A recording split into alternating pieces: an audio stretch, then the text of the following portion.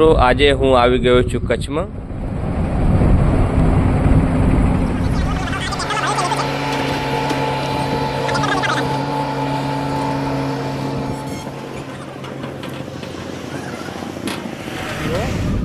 કે નથી વરસાદનું પાણી ભરાયેલું. આનું સ્પેશિયલ પાણી દરિયાનું પાણી છે. મારી ગાડી ખાલી કરવા આવ્યો છું અને અમારી સાથે આ મિત્રો છે અને આ મારી ગાડી છે. વડોદરાથી માલ ભરીને આવ્યો છું.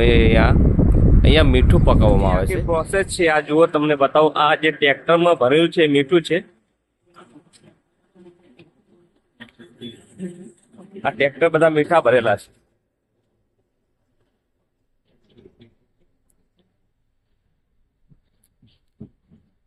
આ ટ્રેક્ટરમાં મીઠું ભરેલું છે અને અહીંયા પ્રોસેસ થાય છે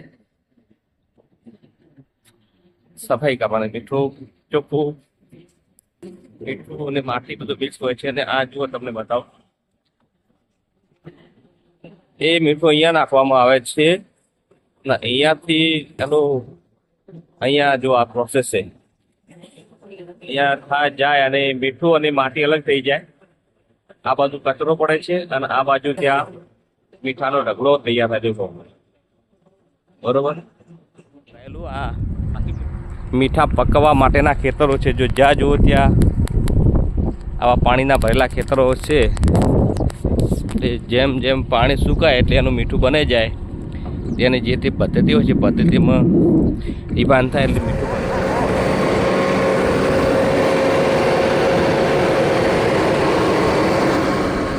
જેમ આપણે બનાસ નદીની રેત ચાળીમાં જેવી રીતે ચડાય છે એવી રીતે આ મીઠું અહીંયા જુઓ, મીઠાના મોટા મોટા ઢગલા પડ્યા છે.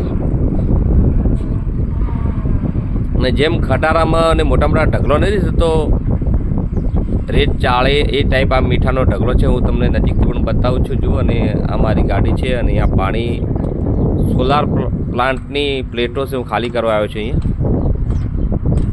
5000 એકરની જગ્યા છે એવું આ લોકોનું કહેવું છે. બહુ મોટી પાર્ટી છે અને મીઠાનો બહુ મોટો ધંધો છે. મીઠું પકાવવાનો અગરિયા આપણે જે કહેવામાં આવે છે. બીજું તમને નજીક જઈને બતાવું છું. અમારી ગાડી છે અને હું વડોદરાથી આ સોલાર પેનલો ભરીને આવ્યો છું. અહીંયા ખાલી કરવાની છે. હું તમને જે છે નજીક બતાવું.